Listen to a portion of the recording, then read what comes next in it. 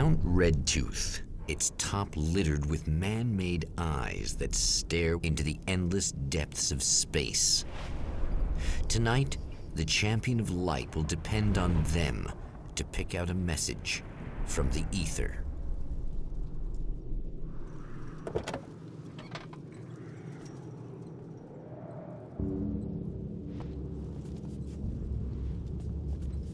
As history repeats itself, the man remembers the patterns. He knows that he needs the missing part for the telescope. I better find Dr. Meadows' car. That's what it is.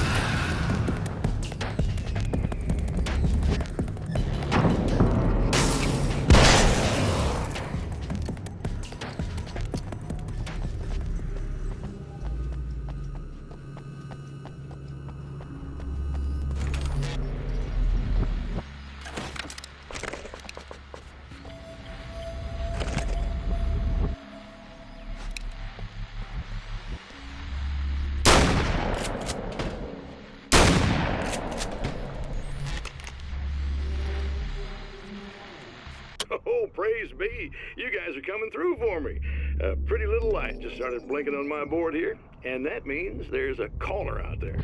You know, when the hours stretch into eternity like this, when it feels like I'm stuck in a rut and just reliving the same endless night over and over again, I feel genuinely touched by someone actually reaching out to me, breaking the monotony.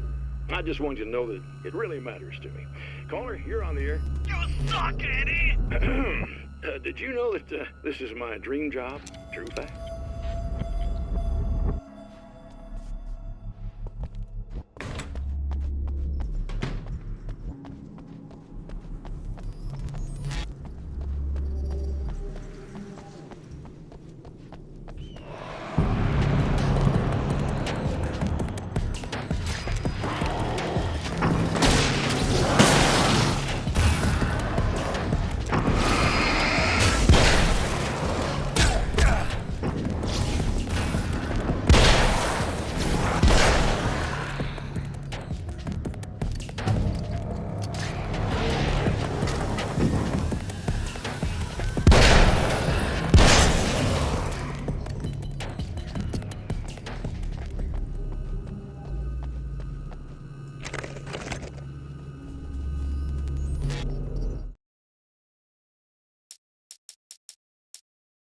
The darkness rose from the depths of Cauldron Lake and took Alice.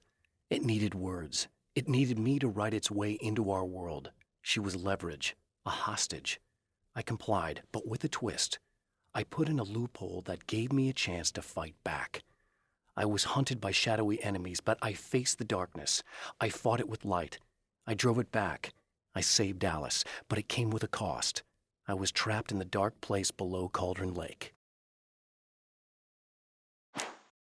After my disappearance, they thought I was dead. I might as well have been. I know it's been 2 years. I know Alice has moved on. I've tried to find a way back to her, back to my life, but escaping the dark place is almost impossible. Time does strange things here, but dreams and radio signals can pierce the veil between the worlds. I catch glimpses and echoes of the world. Sometimes I send messages out. I can only pray that they hear them. Stories come naturally to us.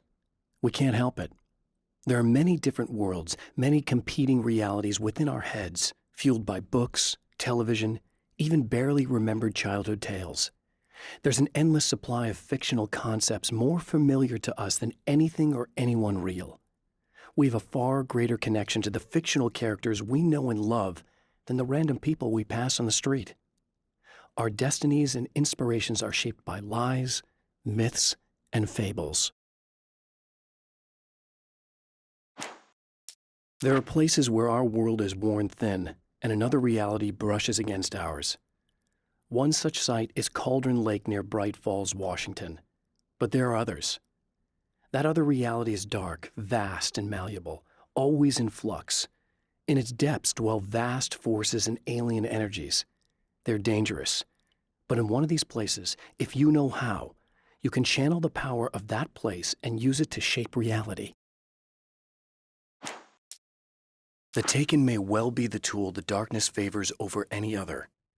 At some point, they used to be human, but whatever humanity they once had is long gone. Now they're just shells covered and filled by darkness. The Taken Mr. throws at me are more grotesque and varied than the ones I first encountered in Bright Falls. But I know how to deal with them. I'd be lying if I said they don't frighten me. But I've survived worse. I can't let them stop me. When Dr. Rachel Meadows got the call from Michael, telling her to hurry to the observatory, she didn't waste any time. It had been a nice party. She'd had a good time, but her social life would always play second fiddle to the mysteries of space. Michael never showed up, of course. He pulled over at the wrong rest stop. She never even thought about him at the time. The phenomenon in the sky above her was too fascinating.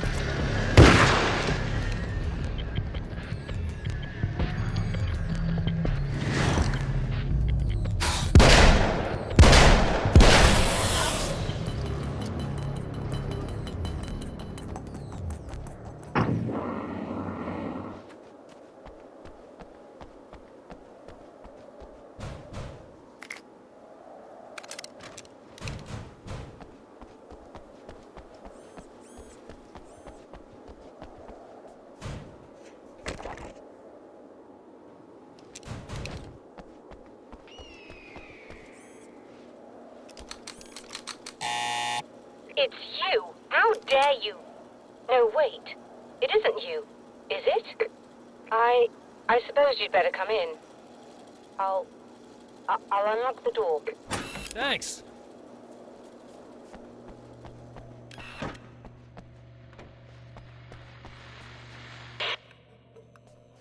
I know what you're thinking.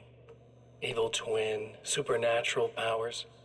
But most of the time, I just like to keep things basic. I want you to understand that.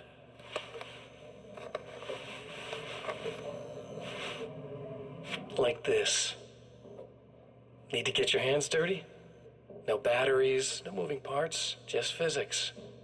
That's technology you can depend on. It's a classic. Speaking of classics, you need to be careful with this one, though.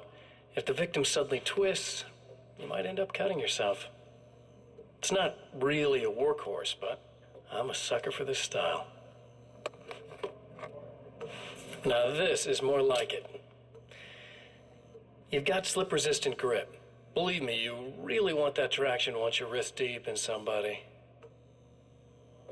The blade's stiff enough so it won't open by accident in your pocket, but it's still really easy to open with just one hand. Now that's a big thing for me. I know what you're thinking. It's too big, too heavy. But sometimes you just need the extra oomph. If you're talking intimidation, this is gonna do the job. Also great for dismemberings and whatnot. You know, the messy jobs. I can't tell you how many things I've MacGyvered with this stuff.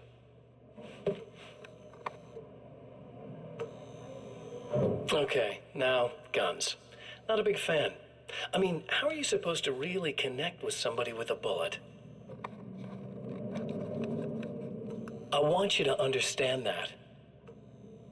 I take pride in what I do. We can't both be worthless hacks, can we?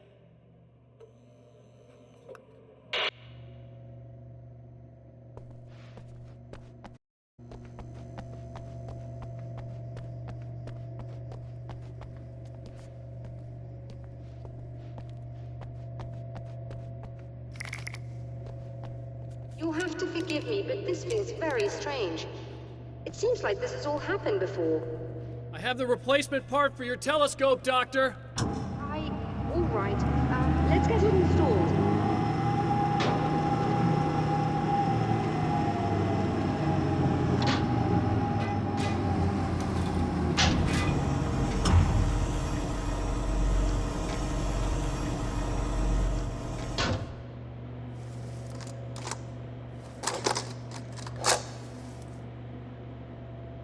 I think we can give this a go, although I have this strange feeling that something will Don't go start wrong. it up yet.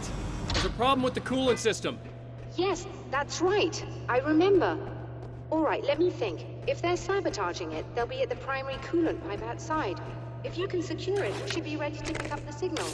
That is why you're here, isn't it? Yes, it is. I'll take care of it. Before you go, if you have the time, I'd appreciate if you came up here and explained a few things.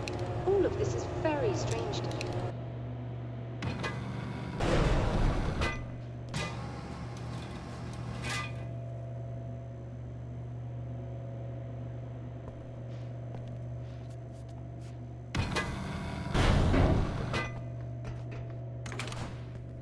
Hello. I don't quite know what's going on, but I seem to remember having had this encounter before. It's not deja vu, Doctor. This has happened before. We're caught in a time loop. That's utterly insane. How could that be? I can't really explain it. I suppose I could call it magic. I don't believe in magic. Neither do I. But I can't argue with what I've experienced. Listen, what matters now is the signal. The last time we only caught a part of it. I need the rest of it. Whether you believe me or not, you want to look into this as much as I do, right? Yes. All right. I realize that you have trouble believing this. That's an understatement. I can't deny that what you say resonates with me on some level I don't pretend to understand. But for all I know, I'm simply delusional. But it's not just you. I've experienced the same thing as you. Doesn't that prove something, at least? Maybe. On the other hand, given your appearance, and the fact that you're trying to convince me that I'm not insane, perhaps you're merely a hallucination that accompanies my delusions. You're not having a psychotic episode, Doctor. For what it's worth, I'm a skeptic by nature. I completely understand your reluctance to believe me. There are people caught so deep in their psychosis that they retroactively manufacture memories and beliefs that conform to the situation at hand. Sure, but you have to stop second-guessing yourself at some point, if you want to get something done.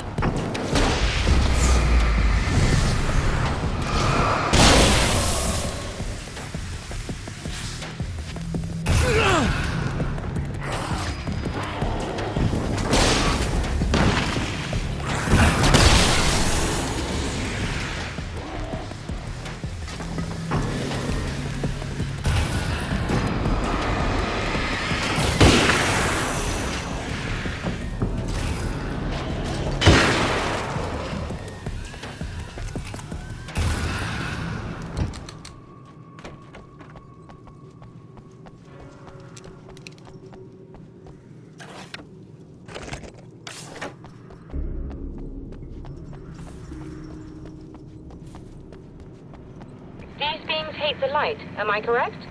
You should be able to turn on the lights and secure the area that way. Doctor, can you hear me? I think we're good to go. All right. I'll start looking for the signal. Please, head back.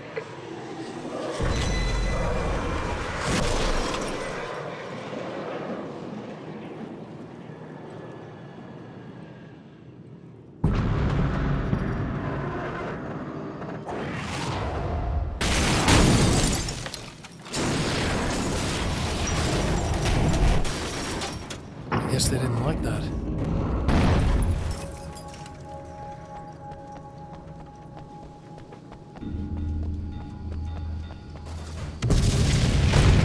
Old Man Mountain's trying to kill me.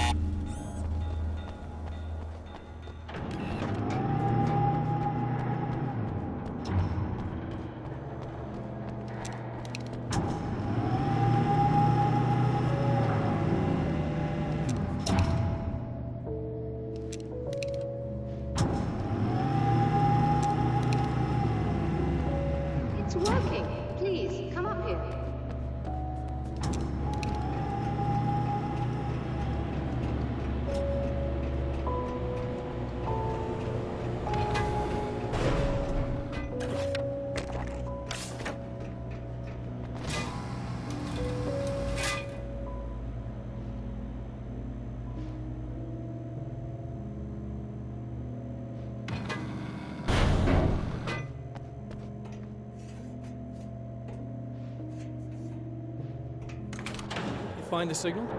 Yes, I don't think it's quite the same thing we had, the last time. Still, we're definitely picking it up. Are we getting the complete signal now? I'm afraid not. Take a look at it yourself. I'm printing out a hard copy now. I'd like to ask you a question or two before that, though, if you don't mind. What's on your mind, Doctor? Most people would find these events extremely disturbing, provided that they survive these creatures, that is. You seem to be quite adept at dealing with the situation. Why is that?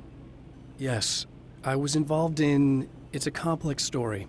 I was in this small town, and a horrible thing from another dimension kidnapped my wife and manipulated me into writing this horror story that came true. I learned to fight it with light, and I managed to contain it and free my wife. But I was trapped in its world. Are you serious? Absolutely. So, I'm used to reality working in strange or even impossible ways. And I fought these things, not exactly like this, but close enough for a good while now. Of course, I have certain advantages. Was there anything else? What did you mean when you said you have advantages? At the risk of sounding like a lunatic, reality is much more fluid than people think. It can be influenced. I didn't take you for a mystic. I'm not. I'm a writer. And under certain conditions, I can, for lack of a better word, rewrite reality. Change things. That's absurd. But it works. Assuming I believe this, why don't you simply, I don't know, write yourself some superpowers? It's not quite that simple. You need to follow certain laws of drama, I suppose. You need to think about consistency and symbolism. Often what you write isn't anywhere near as important as what you imply. There are things out there that will take advantage of your mistakes. You really believe in this? Don't look at me like that. You've experienced some of this yourself. I will gladly admit that something exceedingly strange is going on. But this idea that you're somehow altering reality with your writing is ridiculous. You're essentially saying you're controlling my actions. Leaving aside the rational arguments against this, what gives you the right?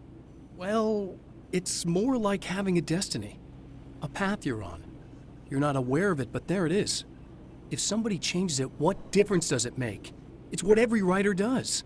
If you write something that affects one of the characters, they don't really know about that. I'm not a character. Are you saying that it's all right to take advantage of someone if they aren't aware of it? Look, all I meant was that if you're genuinely making all your own decisions, and those decisions lead to whatever destiny you have, what practical difference does it make? I suppose that depends on whether our destinies are determined by things like physics and probabilities, or natural reality, which is presumably neutral and impartial, or by some kind of an intelligence. If it's the latter, that intelligence makes choices based on some criteria. If we suffer as a result of those choices, there's a moral and ethical element involved, regardless of whether we're aware of its manipulations. Wouldn't you agree? You're taking this very well. I thought you'd be hangry. I suppose I would be if I thought you could actually do this.